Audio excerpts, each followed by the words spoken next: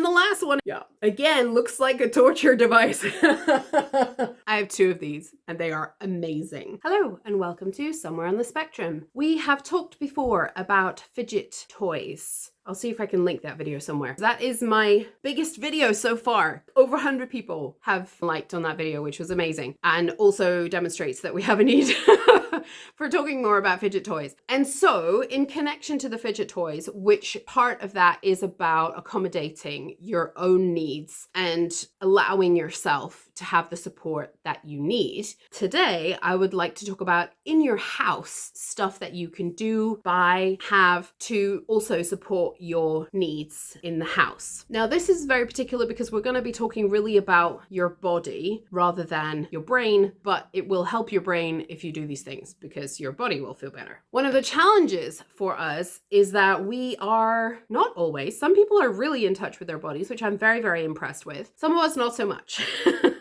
And we are going to come to that in another video, but it can be really difficult for those of us who are high masking. We may have detached from our body. I don't want to say just those of us who are high masking because I don't think that's true. But I do think that from a young age, many of us can feel like our bodies are a very overwhelming place, very unsafe place, or potentially wrong place. If people are telling us that what we're saying that we are feeling is incorrect and untrue, then it can feel like it's a false place to be too. And because of that, we detach from our bodies and then we don't really know what's going on with our bodies. And of course, there's also the other end of the spectrum where there isn't such a connection to your body and how your body works anyway. So there are folks that struggle a lot with understanding. For me, for example, I used to feel hunger. I don't really feel hunger anymore. I've never really felt thirst. I don't feel my heartbeat. Apparently I'm alive, but it's kind of shocking to me that other people just know that their hearts are beating all the time. Like, I know I must be, but I don't feel it. So all these kind of things are called introspection, and that's related to how you're connecting to your body. Also things like going to the bathroom, how hot and cold you are, all these different kind of things. For me, I would definitely say that my introspection,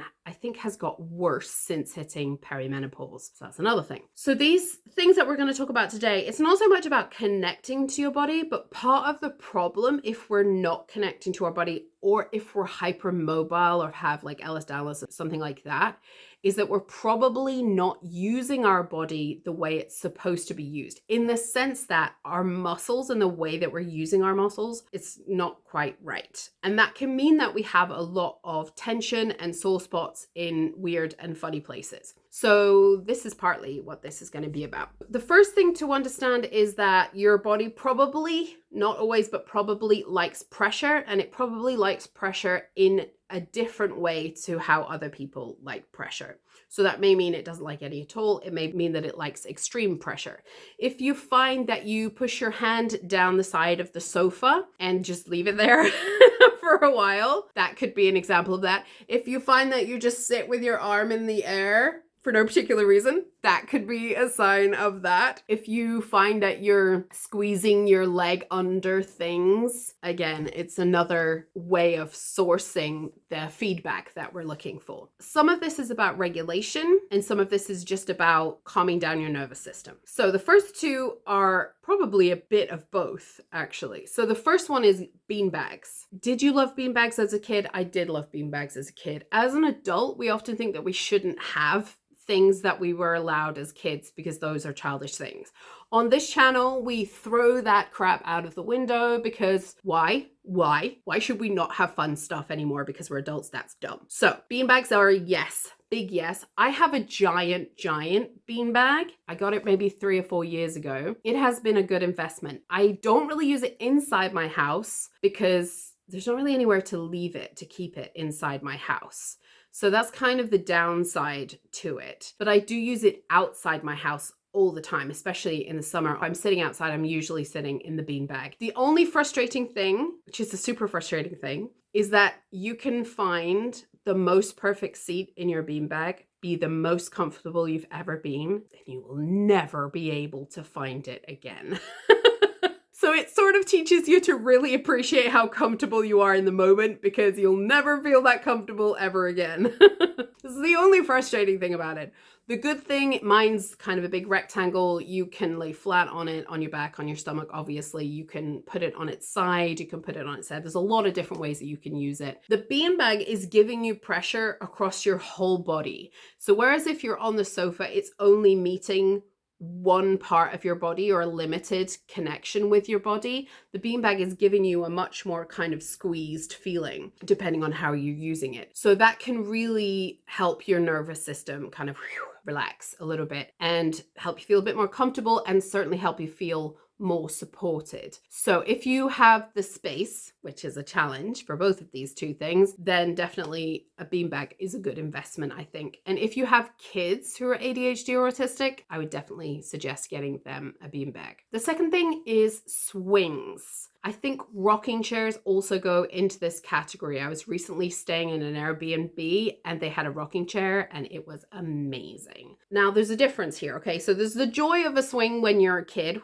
really high, definitely. If you can get a swing in your garden that you can be on, do that. So I definitely say we need adult swings, man. Why don't we have more adult swings? Anyway, if you can do that, great. I don't have the space to do that. I don't have a swing. The other thing is those little like eggshell, not eggshell, that's not what they're called, but they look like little eggs that are on a swing. The thing with these is you're also getting the limited vision. So this idea of like a den or a hiding place or a cozy space, I think is really relevant for us neurodiverse folks. So those kind of slightly enclosed swings that hang, that's really, really good because you're hitting it in two places. You're getting this feeling of being enclosed, but you've also got the movement that is very, very good for the nervous system, calming you down, things like that. So both of those are really good. The rocking chair, again, it's the rocking action is really good for our nervous system. Again, if you have neurodiverse or autistic kids and they rock, please don't stop them. Please don't stop them. Our stims, the rocking and whatever other stims we have, our stims are ways for us to calm down our nervous system, to manage our nervous system. If you try and stop your kids from rocking or tell them they can't rock, you're literally telling them not to use the thing that's helping them calm themselves down, helping them control their nervous system. It will lead to more meltdowns. It will lead to more frustration. Ultimately, you're taking a tool away from them. So please allow your kids to rock with them, whatever. That's a really good idea. Not to buy for your house, but just to know managing your nervous system. These are things that I'm learning just now. So I'm quite new to this sort of thing. Moving your body. So dancing is a big one. Shaking is a big one, and pressure obviously is a big one as well. We're going to come on to the dancing in a second, but shaking is really, really good. Shaking or jumping. So again, if you have little kids or if you yourself find you get overwhelmed or you need to decompress, your nervous system is freaking out, try jumping up and down and try shaking. And I mean like your whole body, shake your whole body. You can definitely do the tapping, that's going to be helpful, but literally like shake all the parts of your body, like do a Taylor Swift, shake it off, put the tune on and go for it. And that really helps your nervous system just get all of that excess energy out. That's off topic, but there we go. With the dancing, disco lights. Seriously, they're quite cheap. I think mine were about £10. I've got it in my kitchen. My kitchen is the room in my house that doesn't have any windows. So it sits on top of my cabinets in my kitchen, and I will turn on the music and turn on the lights and dance away. There's something I think from our youth, especially millennials and maybe Gen X's, I don't know, but definitely us millennials, a lot of us grew up with school discos that had the disco light. There's maybe a part of it that is that, but I think also, again, it's about the different stimulation for your body and your brain and your eyes. There is also something for me about having the closed kitchen, you know, nobody's looking. So I feel more able to dance in there than I do elsewhere in my house. That's a different topic, but there we go. Yeah, so the disco lights really help. My disco lights have different settings. So they have like a red, blue, and a green, yellow, I think, which can also be helpful if your brain likes particular colors. Remember, you can do whatever you like with your house. Big lights, of course. If you are neurodiverse and you hate big lights, you are not alone. Welcome to the community. It's a thing. I have uplighters, so all of my lights point this way, not this way. That's really helpful. A lot of people have fairy lights. Some people now have the LED track lights, so they're literally changing to a pink light or a purple light or a blue light in their house. Think about what works for your nervous system, what's going to calm you down, what's going to make you feel cozy and comfortable, and do that, because we are all different. Put pillows on your bed, not for your head. Obviously put pillows for your head, but like for your legs. This is another one that's a thing, especially women, but let me know in the comments if you're a dude that does this too, because definitely I know from the women's group, the ladies do it, but I don't know about everybody else. We lie on our stomach and then we crook up one leg so that our whole thigh and leg are touching the bed. This is about establishing sensory connection to something. Unfortunately, it also really ruins your back. I am discovering this right now as a 44-year-old. Not good. Not good for the body. Not sure how to fix it because I can only go to sleep on my side. So I have issues. But this is one of the things that we do. So if you can get pillows for your legs, and ideally you want to be putting one between your legs and having your hips properly aligned, which I have not been doing, which is the problem that I'm having. But pillows or those body pillows, all those sorts of things to help you align your body in bed so that you're not damaging your body with the way that you need to feel pressure to get to sleep. This is not really the same thing, but don't leave your phone in your room. If you have any like phones, tablets, whatever, they need to be downstairs or in another room away from you. They do mess with our head, but also just being able to reach out and touch, not a good idea. I got an alarm clock. It was like £10 off the internet so that I could have my alarm clock upstairs and I don't need my phone upstairs, and that makes a big difference. So if possible, do take the phone out of the room. And certainly if you have kids, I know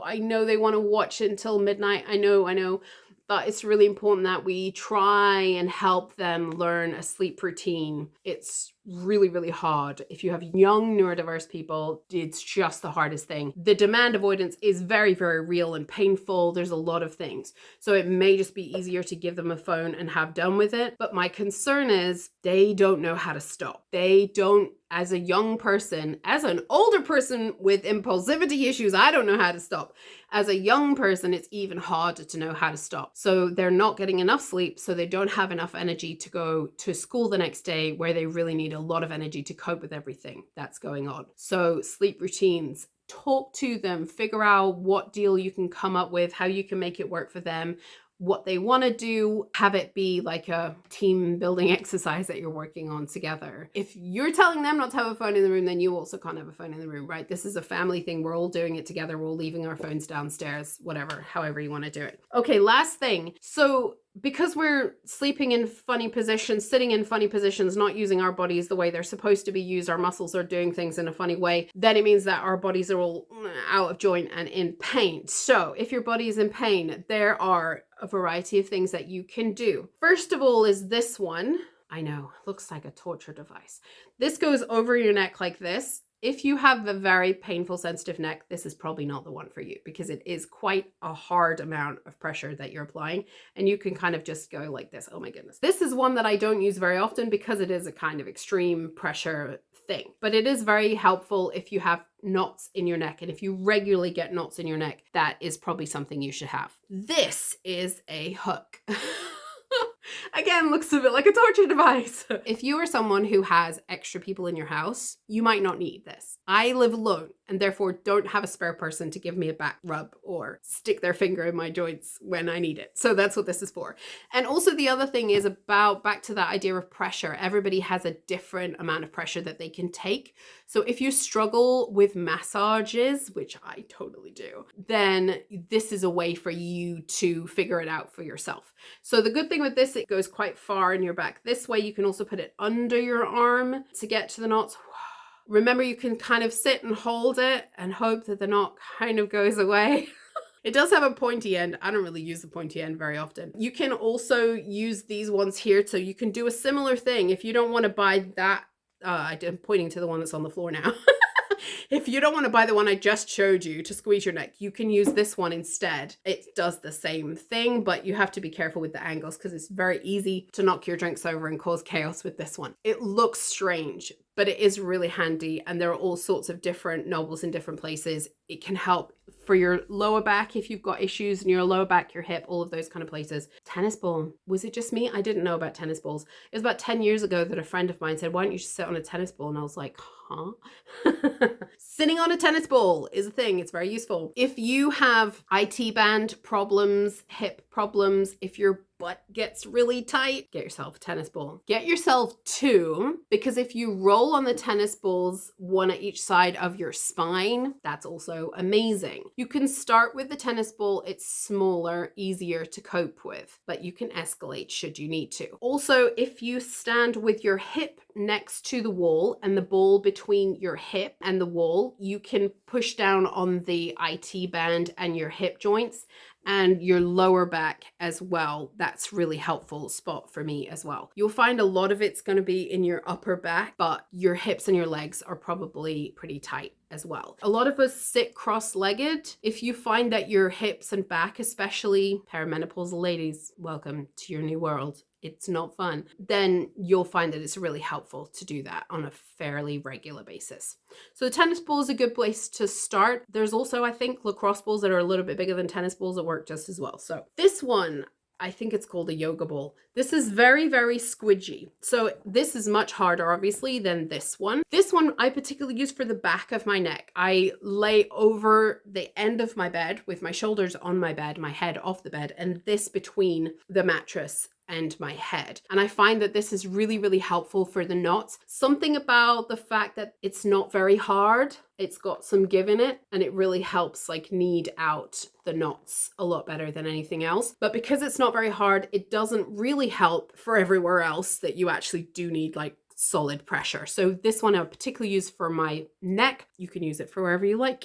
I don't know. It's your body. And the last one, yeah, again, looks like a torture device. I have two of these and they are amazing. This is really, really hard, whereas this one is quite squidgy. There's no squidge at all with this one. If you really like pressure, hard pressure, then you might prefer these ones. No idea what they're called. If you know what these are called, please drop it in the comments. I don't have a clue. I just saw them, I think, in TK Maxx or something. So there's two of these and I roll them up on either side of my spine, literally the whole way up and down my spine. And I can hear it clunk, click in, and I feel so much better afterwards. I will then just do one on the whole side. So right the way from here all the way down, and the same down the other side. So this is me lying on the floor, rolling backwards and forwards on them. It is painful.